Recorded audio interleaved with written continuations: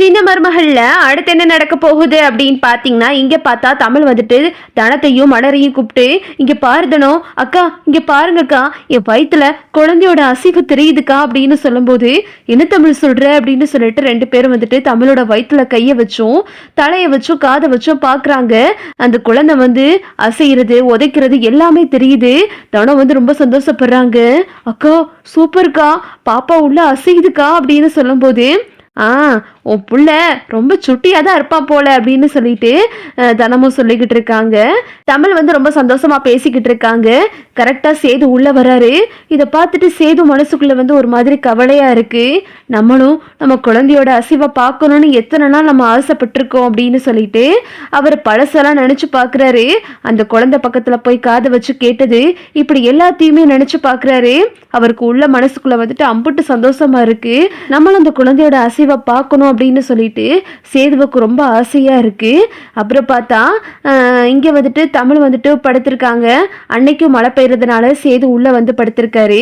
இங்கிட்டு பார்த்தா நம்ம மலரும் தனமும் படுத்திருக்காங்க.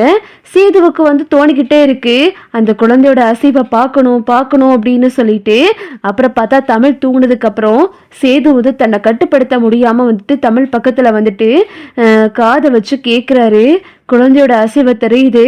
குழந்தையோட அசைவை உணர்ந்ததுமே சேது அப்படியே கண்ணெல்லாம் கலங்கிடுறாரு. நம்ம குழந்தை அப்படின்னு சொல்லிட்டு தமிழ் அதை முழிச்சு பார்த்துடுறாங்க. தான் முழிச்சதை காட்டிக்கிறாம அவங்க கண்ணை மூடிக்கிட்டே வந்துட்டு சேது வந்துட்டு தன்னோட வயிற்றுல காதை வச்சு கேட்குறதையும் கையை வச்சு தொட்டு பார்க்குறதையும் பார்த்துட்டு தமிழ் அப்படியே கண்ணெல்லாம் கலங்கிட்டு ரொம்ப சந்தோஷப்படுறாங்க. இம்பட்டு பாசத்தை வச்சுக்கிட்டு இவர் ஏன் இப்படி பண்ணுறாரு அப்படின்னு சொல்லிட்டு இங்கே பார்த்தா இதை வந்துட்டு தனமும் மலரும் பார்த்துடுறாங்க. அக்கா பார்த்தீங்களா, மாமா எப்போ பார்த்தாலும் மீசியை முறுக்கிக்கிட்டு மிரப்பா இருப்பாரு. இப்போ பாருங்க புள்ளைய பார்க்கணும், பிள்ளையோட அசைவை உணரணும் அப்படின்னு சொல்லிட்டு எல்லாத்தையும் விட்டுப்புட்டு இப்போ அக்கா தூங்குன நேரம் பார்த்து திருட்டு போன மாதிரி போய் என்ன வேலை பார்த்துக்கிட்டு இருக்காரு அப்படின்னு சொல்லிட்டு தனம் வந்து மலர்கிட்ட பேசிக்கிட்டு இருக்காங்க. சரி விடுதனும் சத்தம் இல்லாமல் இரு, ரெண்டு பேரும் ஏதோ பண்ணிட்டு போறாங்க அப்படின்னு சொல்லிட்டு ரெண்டு பேரும் அமைதியாக உட்காந்துடுறாங்க. சேது வந்துட்டு அதை கேட்டுட்டு கண்ணெல்லாம் கலங்கிட்டு அந்த வயிறை தொட்டு பார்த்துட்டு அப்படியே அவருக்கு உள்ளுக்குள்ள அப்படியே ரொம்ப சந்தோஷமா இருக்கு. இங்கே பார்த்தா ரொம்ப வந்துட்டு பரபரப்பா இருக்கு வீட்டில் கல்யாண வேலையெல்லாம். இந்த சாவித்திரியும் தாமரையும் வந்துட்டு என்னடி கல்யாண வேலையெல்லாம் ஆரம்பிச்சுட்டாங்க, இவனுக்கு 1 கோடி ரூபாய் போயிருமோ அப்படின்னு சொல்லிட்டு சாவித்திரி பயப்படுது.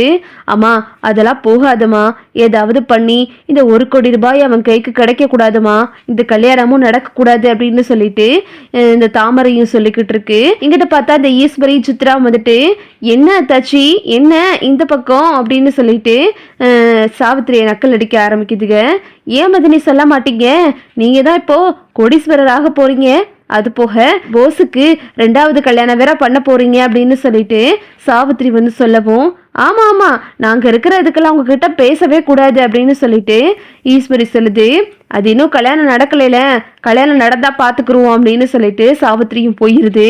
இவளுகளுக்கு பாத்தியா குளிப்ப அப்படின்னு சொல்லிட்டு ஈஸ்வரி வந்து திட்டிக்கிட்டு இருக்கு. அப்புறம் பார்த்தா எல்லா கல்யாண வேலையெல்லாம் தடபடலாம் நடந்துகிட்டு இருக்கு. தமிழுக்கு என்ன பண்றதுனே தெரியல. ஐயோ இந்த கல்யாணத்தை நிப்பாட்டியே ஆகணுமே, இவன் ஒரு ஃப்ராடு பையன், இந்த உண்மையை நம்ம எப்படியாவது நிரூபிக்கணும் அப்படின்னு சொல்லிட்டு தமிழ் வந்து மனசுக்குள்ள யோசிச்சுக்கிட்டு இருக்காங்க. கல்யாணத்துக்கு முதல் நாள் நைட்டு வந்துட்டு போஸ் வந்துட்டு, என்ன நாளைக்கு 1 கோடி ரூபாய் என் கைக்கு கிடைக்க போகுது, நீ என்ன பண்ண போற, நான் அந்த பொண்ணை கல்யாணம் பண்ணிட்டு ரொம்ப சந்தோஷமா செட்டில் ஆக போறேன், அந்த வேலைக்காரி மலர்கிட்ட நீ சொல்லிட்டியா அப்படின்னு கேட்கும்போது, இன்னும் டைம் இருக்குல்ல, விடிகிற வரை எனக்கு டைம் இருக்கு அப்படின்னு சொல்லிட்டு தமிழும் சொல்றாங்க. விடிகிற வரைக்கும் என்ன பண்ணுறேன்னு நானும் பார்க்குறேன் அப்படின்னு சொல்லிட்டு போஸும் போயிடறான். அப்புறம் பார்த்தா வீட்டில் எல்லாரும் கல்யாணத்தன்னைக்கு தடபுடலாம் இருக்காங்க. வீட்டிலேயே கல்யாண ஏற்பாடெல்லாம் நடந்துகிட்டு இருக்கு. சாவித்திரி வந்துட்டு என்ன பண்ணுறதுன்னு தெரியாமல் அடிச்சுக்கிட்டு இருக்கு. இங்கிட்ட பார்த்தா ஈஸ்வரியும் சித்ரா வந்துட்டு நகண்டெல்லாம் அள்ளி போட்டுட்டு ரொம்ப நிற்கிறாங்க.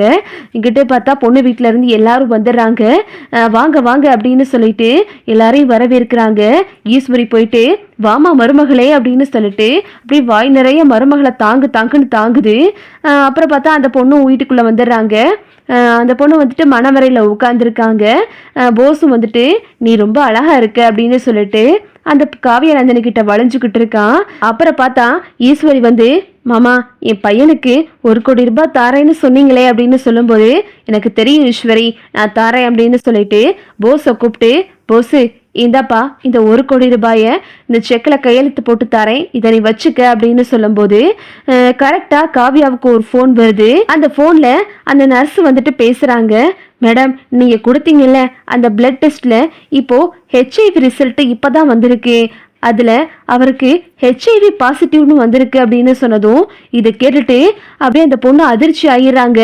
ஒரு நிமிஷம் நிறுத்துங்க அப்படின்னு சொல்லிட்டு அந்த காவியா நந்தினி வந்து கரெக்டாக பணம் கொடுக்க போகையில் நிப்பாட்டிடுறாங்க. என்ன காவியா, எதுக்கு நிப்பாட்டினேன் அப்படின்னு சொல்லிட்டு இங்கிட்டு பார்த்தா ஈஸ்வரி கேட்குது. ஒரு நிமிஷம், உங்கள் பையன் ஒன்றும் அம்பட்டு யோக்கியமான ஆள் இல்லை அப்படின்னு சொல்லிட்டு ரொம்ப கோவமாக பேசுகிறாங்க. என்ன நந்தினி சொல்கிற அப்படின்னு சொல்லிட்டு இங்கிட்டு பார்த்தா போஸும் அதிர்ச்சியாக பார்க்குறான். போஸை வந்துட்டு அந்த பொண்ணு பலார்னு அறையுது. உங்கள் பையன் ஒரு நல்ல ஆள் கிடையாது, அவனுக்கு எய்ட்ஸ் இருக்கு அப்படின்னு சொல்லிட்டு அந்த பொண்ணு வந்து சொல்லவும் இதை கேட்டுட்டு சேது ராஜவங்க எல்லாரும் அதிர்ச்சி ஆகிறாங்க. என்னம்மா சொல்ற அப்படின்னு.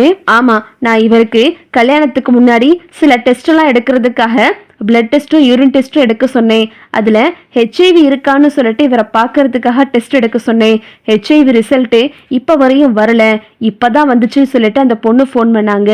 அதுக்கான ரிசல்ட் வந்தா அதில் பார்த்தா இவருக்கு பாசிட்டிவ்னு இருக்கு. இப்படிப்பட்ட ஒரு ஆளை நான் கல்யாணம் பண்ணிட்டு வாழ முடியாது அப்படின்னு சொல்லிட்டு அந்த பொண்ணு வந்துட்டு ரொம்ப சத்தமாக கோமா பேசிடுறாங்க. இது கேட்டதுமே ராஜாங்கமும் வந்துட்டு போஸை போட்டு அடிக்கிறாரு. அப்புறம் பார்த்தா என்கிட்ட தமிழோட காலேஜ் மேம் எல்லாரும் வர்றாங்க. சார் ஒரு நிமிஷம் சார், இன்னொரு உண்மை இருக்கு.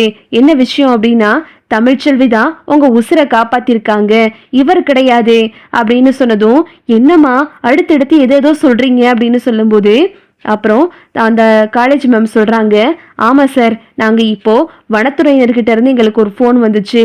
அப்போ பார்த்தா அவங்க வந்து வனத்துறையினர் வந்து அந்த சிசிடிவி கேமராவை எங்களுக்கு அனுப்பியிருந்தாங்க. அந்த வீடியோவை பார்த்தா அதில் தமிழ் தான் மருந்து எடுத்துட்டு வந்துகிட்டு இருக்கா. அதில் மருந்து எடுத்துட்டு வந்த தமிழை இந்த போஸ் தலையில் அடிச்சு போட்டுட்டு அந்த மருந்தை அவன் திருடிட்டு போயிட்டான் அப்படின்னு சொல்லும்போது இதை கேட்டுட்டு ராஜாங்கத்துக்கு கோவம் வந்துடுது. வனத்துறையினர்லாம் வர்றாங்க.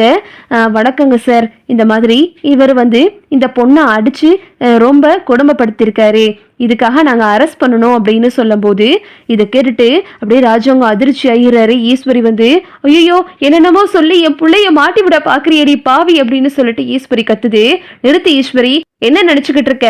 உன் புள்ள பண்ணத தப்பெல்லாம் மூடி மறைச்சிட்டு இப்போ அவனுக்கு இன்னொரு கல்யாணம் வேற பண்ண போயிட்டியா? அதான பார்த்தேன், இவன் எப்படா திருந்தனான்னு எனக்கு ஒரு சந்தேகம் இருந்துச்சு. எப்படியோ சரி, நல்ல புத்தி வந்துருச்சுன்னு நானும் நினைச்சு இவனுக்கு ஒரு கல்யாணமும் பண்ணி 1 கோடி ரூபாவையும் தரேன்னு சொல்லியிருந்தேன். ஆனா இப்போ உன் புள்ளையோட வெட்ட வெளிச்சம் எல்லாத்துக்கும் தெரிய ஆரம்பிச்சிருச்சு அப்படின்னு சொல்லிட்டு ராஜங்க ரொம்ப கோவமா பேசுறாரு. சேது வந்துட்டு போஸை போட்டு அடிக்கிறாரு. எவ்வளவு தைரியம் இருந்தா அவளை அடிச்சு போட்டு மருந்து எடுத்து வந்திருப்பேன், அவளுக்கு ஏதாவது ஆயிடுச்சுன்னா என்னடா பண்ணுவ அப்படின்னு சொல்லிட்டு இந்த காவியாவும் வந்துட்டு இனிமே உன் கூட வாழவே முடியாதுடா, ஏற்கனவே உனக்கு எய்ட்ஸ் இருக்கு, இதுல வேற வந்துட்டு நீ இப்படி போய் ஃப்ராட் பண்ணியிருக்க, உன் கூட எல்லாம் வாழ்ந்து என் வாழ்க்கையை நாசம் பண்ணிக்கிற விளம்பல அப்படின்னு சொல்லிட்டு காவியா வந்து மாலையை கழட்டி போட்டு அவங்க அம்மா அப்பாவை கூட்டிட்டு வீட்டை விட்டு வெளியே போயிடுறாங்க. அப்புறம் பார்த்தா போலீஸும் எல்லாருமே வந்துட்டு போஸை அரெஸ்ட் பண்ணிட்டு போறாங்க. ராஜாங்க வந்துட்டு தமிழை கையெடுத்து கும்பிடுறாரு. இதுதான் அடுத்தடுத்து நடக்க போகுது. ஓகே விவோஸ், இந்த வீடியோ உங்களுக்கு பிடிச்சிருந்தா லைக் பண்ணுங்க, ஷேர் பண்ணுங்க, மறக்காம நம்ம சேனலை சப்ஸ்கிரைப் பண்ணிக்கோங்க. தேங்க்ஸ் ஃபார் வாட்சிங்.